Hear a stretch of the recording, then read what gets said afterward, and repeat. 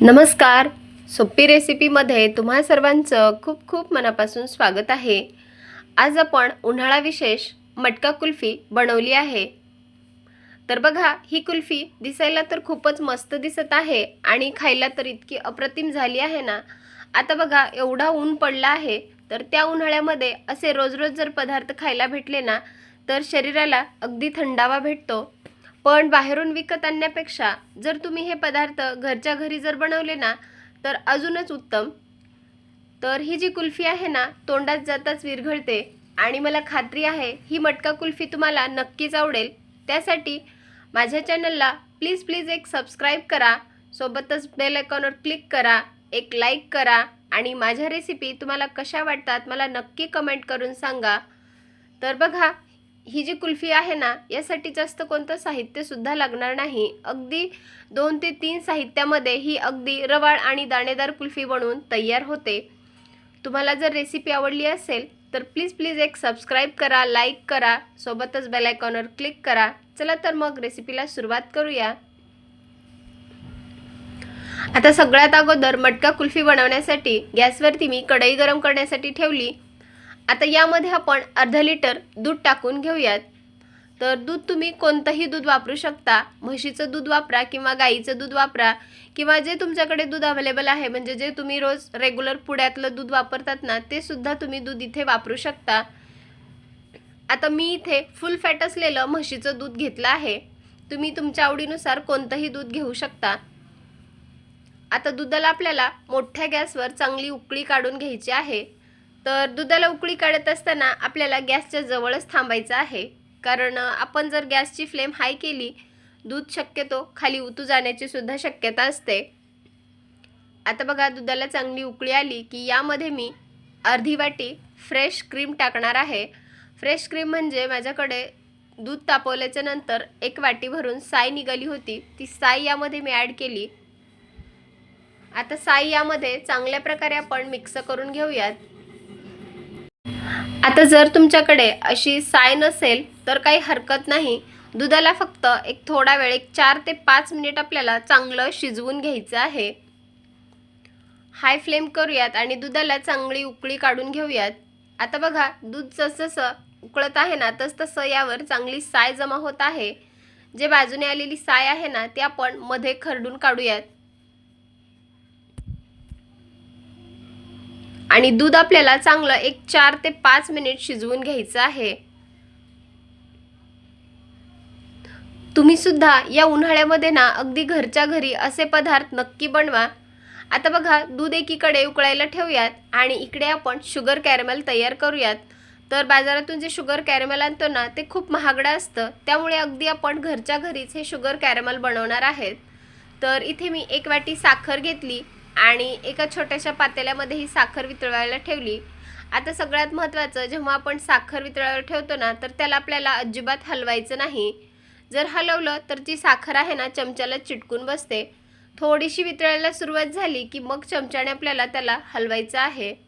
आणि इथे बघा, आपलं शुगर कॅरमेल किती मस्त असं तयार झालं. याला रंगसुद्धा छान आला. आता हे बाजूला काढून ठेवूयात आणि परत या गॅसवरती ही दूध असलेली कढई उकळण्यासाठी ठेवूयात. आता बघा, दुधाला सुद्धा छान अशी उकळी आली की यामध्ये आपल्याला हे जे आपण शुगर कॅरमेल बनवलं आहे ना, ते टाकून घेऊयात. शुगर कॅरमेल टाकत असताना आपल्याला अगदी हळूवार हे टाकायचं आहे, कारण बघू शकता तुम्ही, जेव्हा आपण शुगर कॅरमेल यामध्ये टाकत आहोत ना, तर दूध थोडंसं फसफसल्यासारखं होत आहे. टाकत असताना थोडीशी काळजी घ्यायची. आता बघा, सर्व शुगर कॅरमेल टाकून झालं आणि तुम्ही बघू शकता या दुधाला किती छान असा मस्त रंग आलेला आहे. आता परत हे दूध आपण चांगल्या प्रकारे मिक्स करून घेऊयात. अगदी मार्केटमधून कुल्फी विकत आणतो ना, त्याचप्रमाणे ही कुल्फी तयार होणार आहे.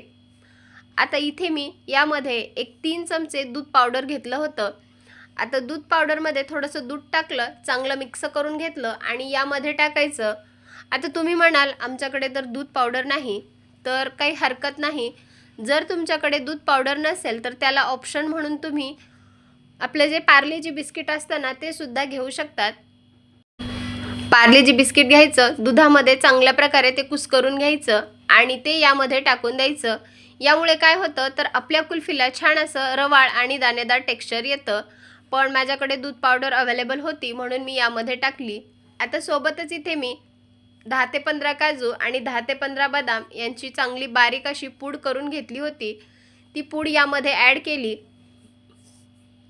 यामुळे कुल्फीला रवाळ आणि दाणेदार छान असं टेक्स्चर येतं।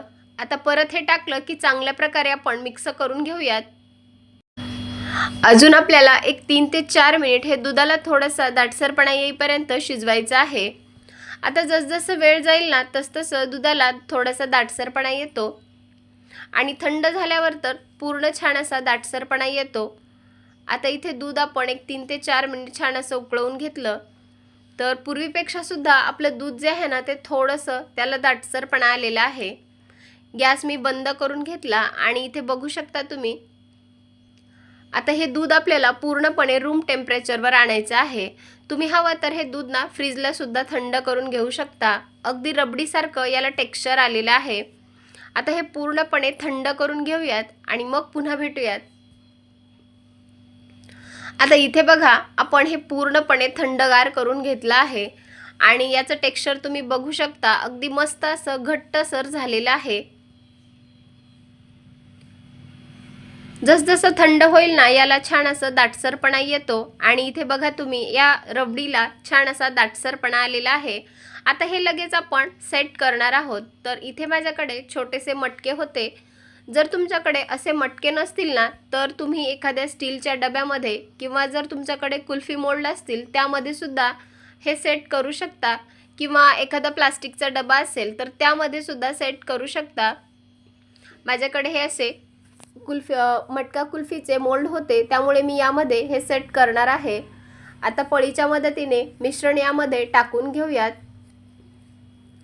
हे पूर्ण आपल्याला चांगलं काटोकाट भरून घ्यायचं आहे। आता इथे मी एक मटकं भरलं ना तर अशा प्रकारे आपण बाकीचे सुद्धा मटके आहेत ना ते असेच भरून घेऊयात। आणि बघा आपली मटका कुल्फी किती मस्त अशी तयार झाली आहे। तर ही अजून पूर्णपणे तयार झाली नाही तर याला अजून आपल्याला सेट करायचं आहे। तर सर्व मटक्यांमध्ये ही कुल्फी भरून घेऊयात। यावरचं झाकण गच्च लावून घेऊयात आणि बाकीचे सुद्धा मटके आपण अशाच प्रकारे भरून घेऊयात। आता हे जे मटके आहेत ना आपल्याला फ्रीजरमध्ये कमीत कमी एक 7 ते 8 घंटे सेट करायचे आहेत किंवा तुम्ही रात्रभरासाठी सुद्धा सेट करण्यासाठी ठेवलं ना तरी काही हरकत नाही। आता हे मटके आपण फ्रीजला ठेवूयात, फ्रीजरमध्ये ठेवायचे आहेत। आता बघा रात्रभराच्या नंतर आपण हे मटके फ्रीजरमध्ये ठेवले होते तर बघा किती छान असं याच्या कडेने बर्फ जमलेला आहे। आता हे मी झाकण काढून सुद्धा दाखवणार आहे तुम्हाला। तर बघा आपली मटका कुल्फी किती मस्त अशी सेट झाली। दिसायला तर खूपच छान दिसत आहे आणि खायला तर खूपच अप्रतिम झाली। आता यावरून अजून थोडेसे आपण ड्रायफ्रूट्सचे काप टाकून घेऊयात। हे पूर्णपणे ऑप्शनल आहे, जर असतील तर टाका किंवा काही नाही टाकले तरी काही हरकत नाही किंवा तुम्ही इथे चेरी टाकली तरी काही हरकत नाही। हे एक छान दिसावं म्हणून यावर डेकोरेशनसाठी हे काजू बदामाचे काप टाकून घेतले। आता एक कुल्फीचा घास मी तुम्हाला तोडून सुद्धा दाखवणार आहे। तर बघू शकता तुम्ही आपली कुल्फी किती छान अशी मस्त जमली आहे आणि दिसायला तर खूपच मस्त दिसत आहे। खायला तर इतकी मस्त झाली आहे ना। तर तुम्ही सुद्धा या उन्हाळ्यामध्ये घरच्या घरी कमी साहित्यामध्ये लहान मुलांनाच काय तर मोठ्या माणसांना सुद्धा असे हे थंडगार पदार्थ नक्की बनवून द्या। खूपच छान आपली ही कुल्फी सेट झाली आहे। तुम्हाला ही रेसिपी कशी वाटली मला नक्की कमेंट करून सांगा। व्हिडिओ जर आवडला असेल तर जास्तीत जास्त लोकांपर्यंत शेअर करा। आता सध्या आपण उन्हाळा विशेष रेसिपी बनवत आहोत ना, तर तुम्हाला या रेसिपी कशा वाटतात मला नक्की कमेंट करून सांगा। व्हिडिओ जर आवडला असेल तर जास्तीत जास्त लोकांपर्यंत शेअर करा। चला तर मग पुन्हा भेटूयात अशाच एका मस्त थंडगार रेसिपीसोबत। तोपर्यंत धन्यवाद आणि मस्त रहा, स्वस्त रहा आणि सगळ्यात महत्त्वाचं चांगलं चांगलं खात रहा।